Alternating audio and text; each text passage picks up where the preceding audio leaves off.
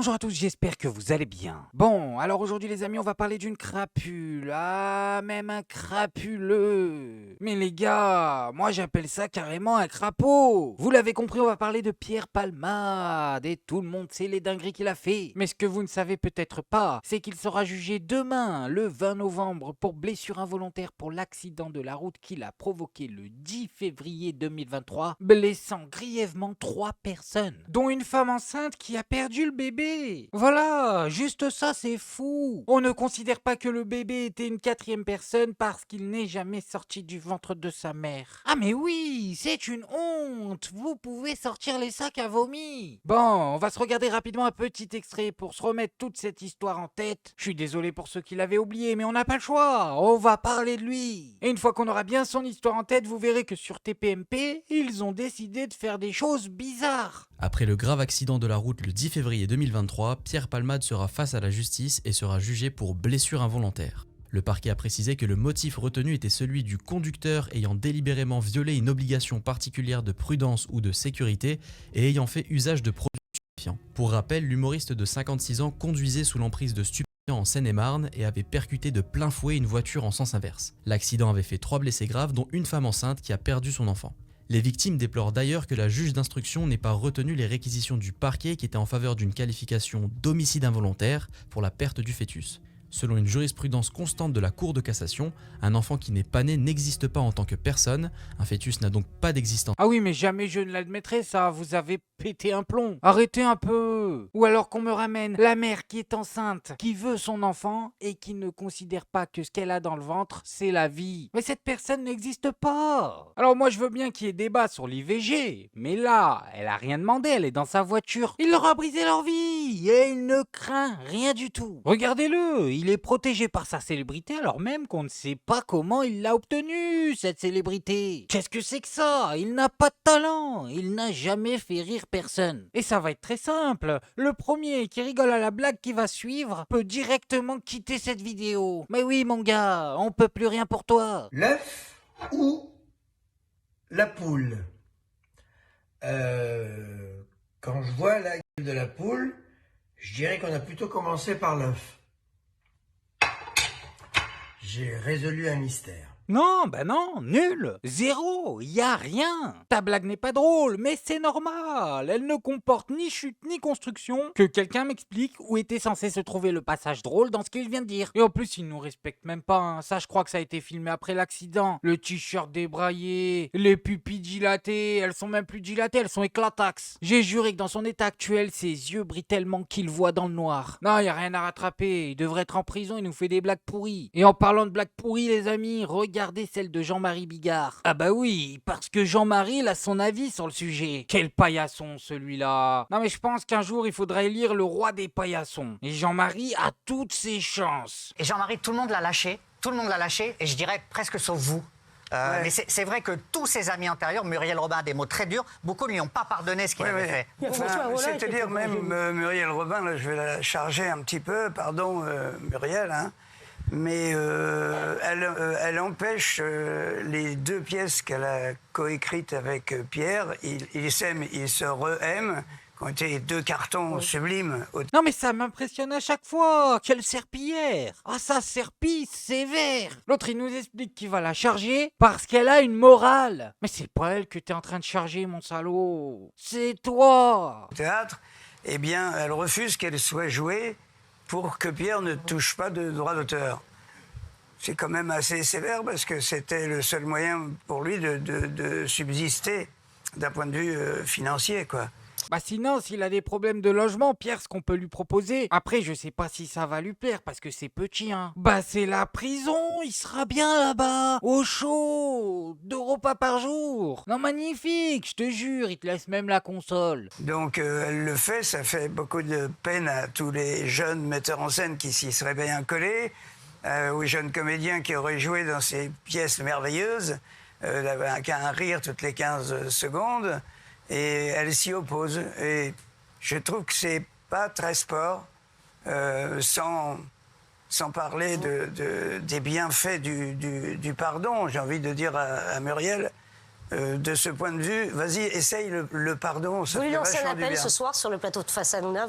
Si vous l'avez en face de vous, Muriel Robin, vous lui diriez quoi, les yeux dans les yeux, Jean-Marie Bigard? Mais je lui dirais, laisse ces deux pièces se jouer, parce que c'est bien pour les jeunes comédiens, c'est bien pour le jeune réalisateur, c'est bien pour les spectateurs qui vont le voir, et tu prends une initiative parce que vous avez déclaré ces deux pièces coécrites, et coécrites, ça veut dire aussi, pour ma part, hein, moi je sais que Muriel elle ne veut pas être contente, mais c'est la vraie plume la plus importante, c'est celle de Pierre. Tu vois? Ça, elle va pas être contente, oui. Ça Ben entend non. ça. Non, Risque non. d'avoir des soucis, Jean-Marie Bigard. Un coup non. de téléphone, je pense.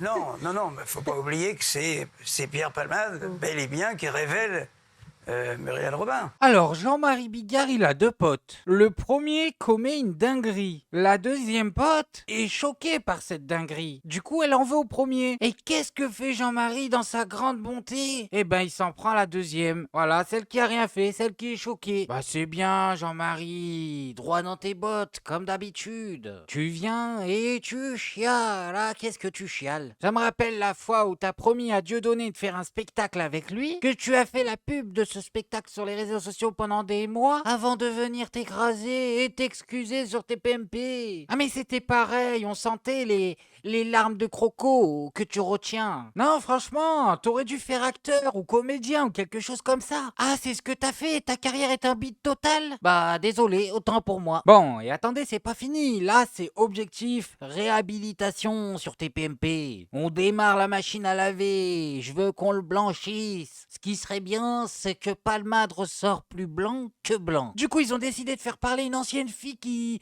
l'accompagnait, j'ai pas bien compris. Mais moi, j'ai deux questions. Déjà, premièrement, en quoi cette personne mal coiffée est censée nous faire accepter le retour de Palmade? Ah non, mais attendez, c'est pas une attaque physique, là. Le projet capillaire, y a un souci. Moi, c'est pour elle que je dis ça, mais vous êtes des crevards. Ouais, je vous connais. Quand votre pote, il a une crotte de nez sur le visage, vous lui dites même pas. Non, moi, j'aime les gens, et je le dis à cette personne, mais un petit coup de peigne quand même. Et deuxième question, elle a quel âge? Non, parce que ça devient dingue dans ce pays. Palmade, c'est une momie, oh, sérieusement. Bon, bah la question est légitime, ça fait combien de temps qu'il la connaît? Ah mais jusqu'au bout les gars, sortez le sac à vomi. Je rappelle quand même qu'en fait, après l'incident, on avait quand même eu des photos et des vidéos où on avait aperçu Pierre Palmade en boîte de nuit et que ça avait beaucoup choqué l'opinion, Ouais. à Ah oui, raison. ça, c'était à Bordeaux, Et mais c'était après. Ouais. Voilà, Ouais. c'était après, donc on peut quand même se demander si aujourd'hui il est réellement sobre, combien de temps ça a pris, est-ce qu'il a tout de suite pris conscience